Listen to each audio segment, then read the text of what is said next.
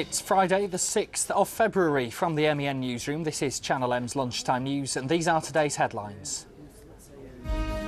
A father's grief as his 12-year-old son dies in his arms just after opening his birthday presents. You always think your children will outlive you. Also coming up, a buyer's market. Why experts think now could be the time to climb onto the property ladder. January has been fantastic. The amount of inquiries that we've had and sales that we've had in January beats last year, really. And crazy for you, the Madonna fans queuing for tickets to see The Material Girl. Have you been to see Madonna before? I have 22 times. 22? 22 times, yes.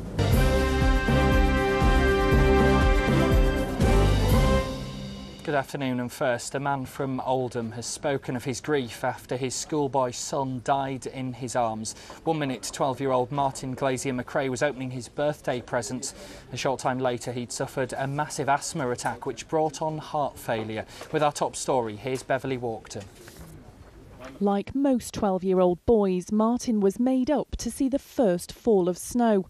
After a snowball fight with friends, he unwrapped his birthday presents, only to collapse from a sudden heart attack. His father, 57-year-old Duncan, tried to revive him, but his son died in his arms. It's not something you ever think about. You always think your children will outlive you. It's the second time tragedy has struck this family. Martin's mum died when he was just 3 years old from a similar heart condition, and Dad Duncan gave up his job to be a full-time parent. Martin suffered asthma but tried to live a happy, normal life. It's like any normal boy. You like these toys and you like playing out, and you like going meeting his friends.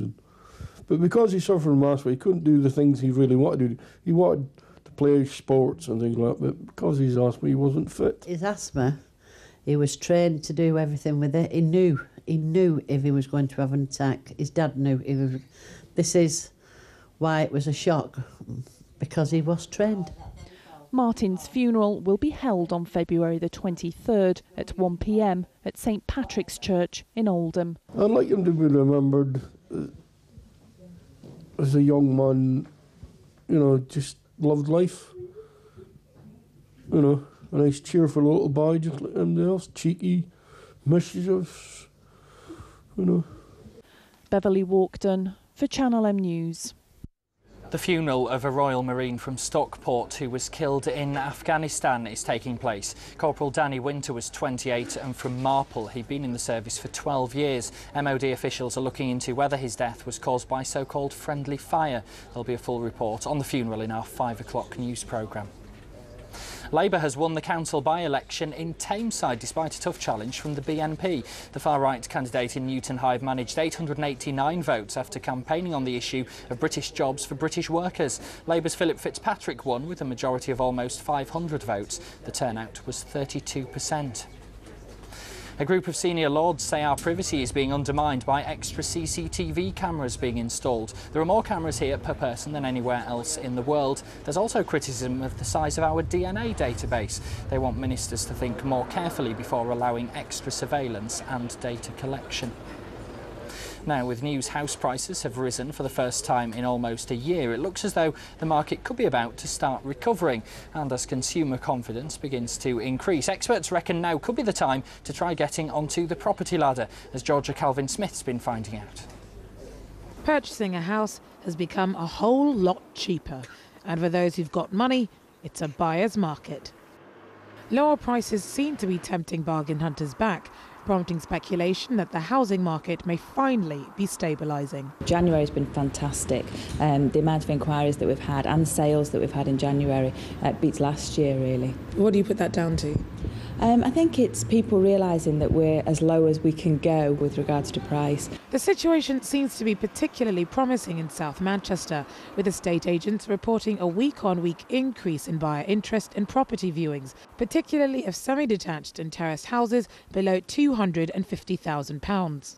And the Bank of England's recent decision to slash interest rates to 1% will free up cash for some homeowners, allowing them greater flexibility to invest in other property. That may be the time for people to look at other mortgage deals. There are deals out there for people that can afford them. So it's certainly worth looking at your mortgage. But what's good for the buyer is less so for the seller. And homeowners who've seen the value of their property plummet over the last year or so can be reluctant to settle for less, meaning that they sometimes enter into a standoff with potential buyers, taking longer to agree on price and finalise sales. While some buyers are waiting for prices to fall even further, some sellers are holding out for the opposite to happen. I'd wait, because I was thinking about doing it about 6 months ago, and the values were dropping then, so no, I've hung on. I'll wait until it goes back up again.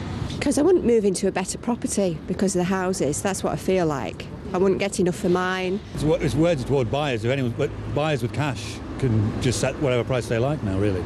Whilst the housing market may be settling, it's still troubled. Continuing pressures on incomes, rising unemployment and a low number of mortgage approvals will mean 2009 will no doubt be a difficult year. But while we may not be out of the woods yet, the infamous green shoots of recovery might not be as far off as previously thought. Georgia Calvin-Smith, Channel M News. The death toll on Greater Manchester's roads has halved in 5 years. 61 people died in crashes last year, compared with 93 in 2007 and 126 in 2003. The number of people seriously hurt also fell from 993 in 2005 to 771 last year. Police say the figures show cars are getting safer and campaigns to improve driving standards are working. Crackdowns on speeding using mobile phones and those who don't wear seatbelts have also helped. Heavy snow's brought a fifth day of disruption. Severe weather warnings are in place in many areas, with road, rail and air transport badly affected. The West Country and Wales are worst hit. There's been a generous response here in Greater Manchester to an appeal for help for the people of Gaza. The MP, George Galloway, has asked for items to be sent there, and as Ben Bland reports, even with the recession biting, people have dug deep. Emotive images of people affected by the conflict in Gaza, which have stirred the hearts of people in Greater Manchester. After an appeal for items to send out to the region, the basement of Saffron Restaurant in Cheetham Hill is piled high with donations. And volunteers, overwhelmed by the generosity, have spent hours sorting through and packing the items into boxes. We've had so many things, it's just unbelievable. It's been a really, really good response. We've had brand new things, we've had tents, we've had blankets, we've had sleeping bags, toys, clothes, everything. I'm surprised, but I expected it as well, because I myself was shocked at the images and tried to do as much as I can, and I expect everyone to, when situations like this arise, to get together and help as much as they can.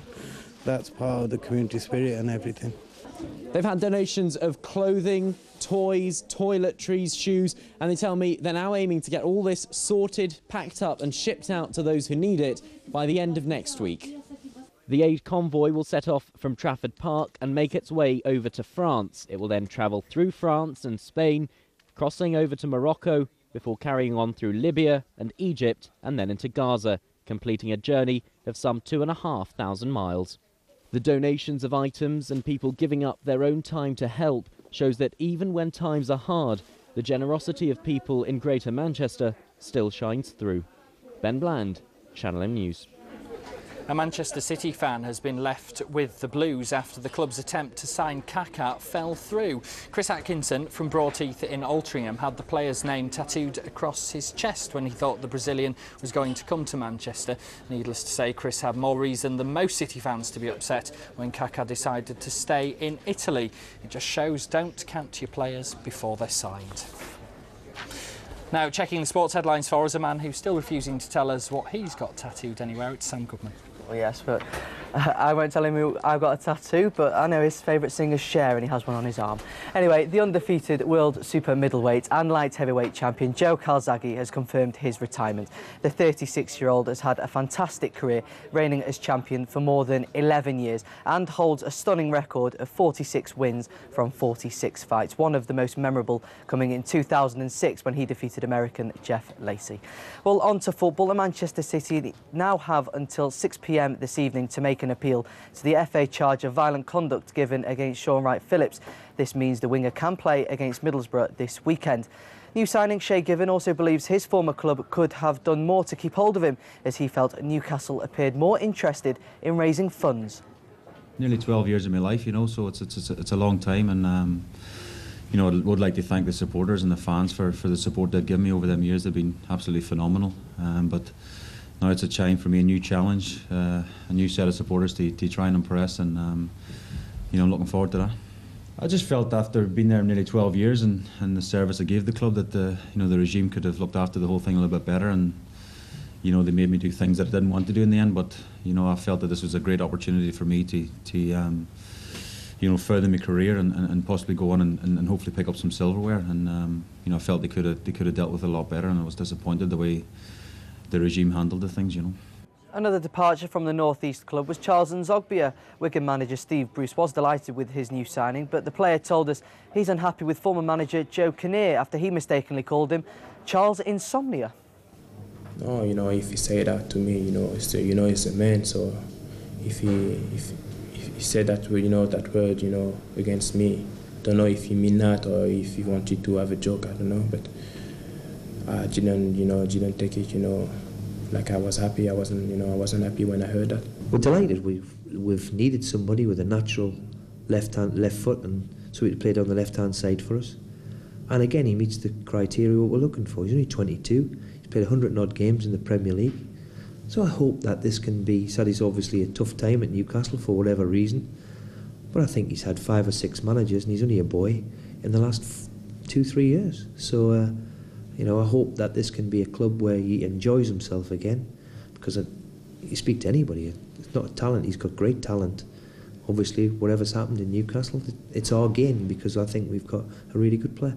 Well, day 3 of the first test in Jamaica gets underway around 3 p.m. today. The home side will resume on 160 for 1, which is 158 runs behind England's first innings total of 318. I'll keep you up to date with the latest score in this evening's news. And the auction for the Indian Premier League was earlier today.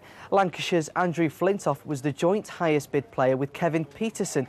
Freddie went for an astounding £1.1 million, and he'll be playing for the Chennai Super Kings when the season starts in April. Wigan play Wakefield in their opening Super League fixture on Sunday, and Salford City Reds play their final friendly match against Hull KR at Craven Park this evening. And in Rugby League's Northern Rail Cup, Oldham host Rochdale Hornets, while Workington Town travel to Swinton, who'll be without new signing Graham Holroyd, Dean Gorton and Gary Hulse. I'll be speaking to Rochdale Hornets chairman Jim Stringer in the early evening news at 5 o'clock.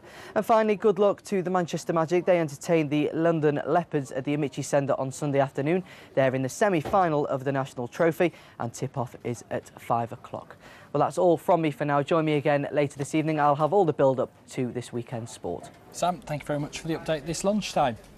There's much more on the lunchtime news still ahead, including a protest by students in Salford about cuts at the university, and the school children getting a glimpse of life in the military. We've been delighted to welcome the Royal Navy helicopter, the Lynx helicopter behind us, that's come to school for the afternoon. And so we had this fantastic opportunity for the helicopter to come, to land on the school field, and for each of the Year 7 forms to spend some time actually in the helicopter asking questions.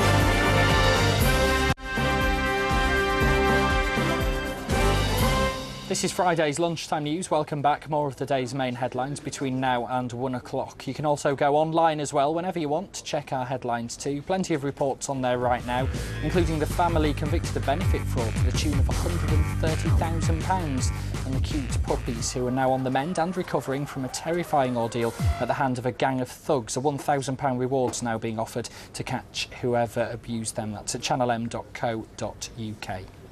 Next, tributes are being paid to a mountaineer from Greater Manchester who died while climbing in the Lake District. 61-year-old Brian Roberts from Saddleworth in Oldham fell 300 feet in icy conditions on Pavey Arc in the Langdale Valley. Businessman Mike Samuels, who's a long-term friend, had this to say. Passion was climbing and then mountaineering. He was always going off to North Wales and the lakes at weekends, then eventually moved further afield to the Alps, the Dolomites and the Himalayas. Brian kept himself fit by doing a great deal of walking around his native Saddleworth, the Chew Valley area. And it's quite possible Brian would have said, beautiful day, the snow up on the hills, the weather's cleared, I'll go up for a walk just to keep fit. Because for a man of his age, he was incredibly fit. Brian, to my knowledge, worked up to every level short of using oxygen at the very highest Himalayan peaks. He was on a level with such legends as Joe Brown and Bonington. So the only thing that he didn't do was go to the very, very top because of the expense of launching a major expedition. Students at Salford University have staged a protest against job cuts. They're concerned that savings will lead to a drop in the standard of education. It's a demonstration rally against the Salford University management cutting 150 staff at Salford Uni. There's plans to axe one of the main courses here, which is called the Chinese medicine course, which does in complementary medicine. They want to cut down on funding into the building. There's jobs going in the academic system and the lecturers. They're all angry about it because us students here now don't know where we stand, whether we're going to have courses now for the next 3 years. I'm on a 3-year degree course in criminology and politics, and other students who are on other courses now don't know where we're going to stand, because are we going to have buildings to do our work in? And also, if they cut the staff by 150, then it's going to put more trouble on the other staff that are in there trying to work with other students, keeping them on the courses and keeping them in lectures. Court's been told how a man ended his 6-year marriage to his wife by dumping her on Facebook. Emma Brady from Accrington says she only heard that her husband was divorcing her when a message popped up saying Neil Brady has ended his marriage to Emma Brady. The details came out as he was sentenced for assaulting her. Now, a school in Stockport has had a special guest on its playing fields. Pupils were treated to a flying visit from a Royal Marine helicopter. I've been on the helicopter and we looked through it and there's loads of different switches and the seats are actually quite comfy, but it would be really cramped if you had to be in there for a long time. It's like really comfy inside and it's got loads of sort of survival kits and it's got a telephone in the back. We've been delighted to welcome the Royal Navy helicopter, the Lynx helicopter behind us, that's come to school for the afternoon. It's been piloted by the cousin of one of our Year 7 pupils, and so we had this fantastic opportunity for the helicopter to come, to land on the school field, and for each of the Year 7 forms to spend some time actually in the helicopter asking questions and getting to know, you know, the actual aircraft itself. Just a wonderful opportunity really for the children to get an insight into the workings of the armed forces, who, you know, we hear so much about, don't we, in the press at the moment, abroad, but we're not really aware of what they do at home. So this was a great chance, I thought, for the children. Auditions for the next series of Big Brother take place here in Manchester this weekend. Hundreds of people are expected to queue up at the new Century House Co-op building on Corporation Street. Mario and Lisa, who starred in the last series, gave us some tips for getting through on this morning's breakfast show. The first bit is to make an impact straight away. First 10 seconds, just go for it. Don't freeze and hold back. You're not going to get a second chance, so you've got to go for it. And then once, you know, you've made that impression, it's be passionate about, you know, stories and a little bit different and come up with something. Preparation very important. Yeah, you've got a plan, you've got to stand out from the crowd, don't copy anyone previously. And the best thing that we've done is we've made a YouTube video courtesy of Big Brother. So if you log on to Channel 4's website, you can look at our tips and do's and don'ts and on previous housemates, and it gives you a real good understanding and grounding, and Davina's on there as well. Right, time now for our weekly look at what's happening entertainment-wise. Joining me from citylife.co.uk is Neil Sowerby. Neil, good afternoon. First of all, a former Corrie actress starring in a play. Saran Jones, quite a hit in primetime TV at the moment, Unforgiven. She's playing a play called The Newspaper Boy at the Deaf Institute. It's written by Chris Hoyle. He was a child star in Corrie. It's a bit different from Corrie. It's about the time when the age of homosexual, he was 21, and it's about a mother who doesn't notice a 15-year-old boy disappearing down to the village. Heavy stuff, but should be good. And an interesting show at a church as well. This is Marquis Smith, Once of the Fall. Failed to appear 3 times at Maxwell Hall, Salford for concerts last year, but we expect him to turn up at St Thomas's Church, Pendleton, to play a duet with an old mate, Ed Blaney. We'll look forward to that. Thank you very much, as always, Neil. And more details on all of those things and lots of other things to keep you amused during the weekend at citylife.co.uk. Staying with showbiz, fans have been queuing overnight for tickets to see Madonna perform in Manchester in July. They went on sale at 9 o'clock and sold out within an hour. Ben Bland was there. Do you believe I can make you feel Her style may have changed over the years, but the Queen of Pop can still draw dedicated fans to queue in the cold for her concert tickets. Madonna will appear at the MEN Arena on July the 7th, one of only 2 British dates confirmed on her Sticky and Sweet world tour. At the very front of the queue, what time did you start queuing? I got here at 3 o'clock yesterday afternoon. So that's 18 hours, yeah. How long have you been queuing for? Since 12 o'clock last night.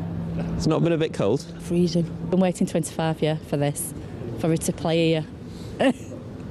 And £175 for the top tickets. I know, very steep, but I should be with it. And have you been to see Madonna before? I have 22 times. 22? 22 times, yes. Bit of a fan then? Yeah, just a bit, yeah. So, and is she worth the waiting? She is worth the waiting, yes, definitely. These days, almost all tickets are bought online, so it's quite rare to get a queue of any sort, particularly when it's this cold. Which I think, just goes to show the devotion and loyalty of Madonna's fan base. They absolutely love her. During her 25-year career, this will be just the 3rd time Madonna has performed in Manchester. Madonna first played in Manchester back in 1984, and that was at the Hacienda. As you can see, she can still draw a pretty big crowd, and of course there's all the online ticket sales as well. For these guys, the wait is very nearly over, as we're now just minutes away from the tickets going on sale.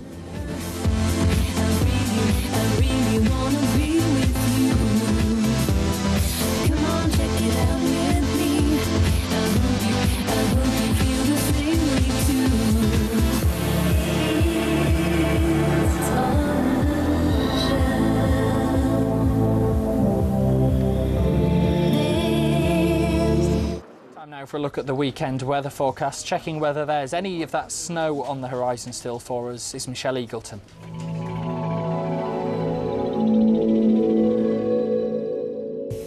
Well, I have to say we've not been suffering as much as most places across the country. I know Birmingham has suffered with snow, and also we've had London suffering with snow. For us, though, we just saw a little bit in Glossop and Buxton this morning, but other places have been mainly clear and cold, because seeing highs of between 2 and 4, so very, very chilly out there across Greater Manchester. So do wrap up nice and warm if you are going to be heading out and about this afternoon, and you are going to need those extra layers. There's a really chilly wind coming in from the northerly direction, so it's going to make it feel a lot cooler than those temperatures. The good thing is, though, it's staying mainly dry. We might see a little bit of snowflakes as we move from the afternoon into the evening. Overnight, just a couple of showers to be aware of. Those showers should clear up by tomorrow, expecting a really nice Saturday. Lots of sunshine around, staying dry. Don't be fooled by the sun, though. It's still quite cold, highs of just 3 degrees. Then on Sunday, we've got an awful lot of rain expected. Staying dry again on Monday, and then Tuesday, time to get your brollies out there ready, because we're going to have more rain.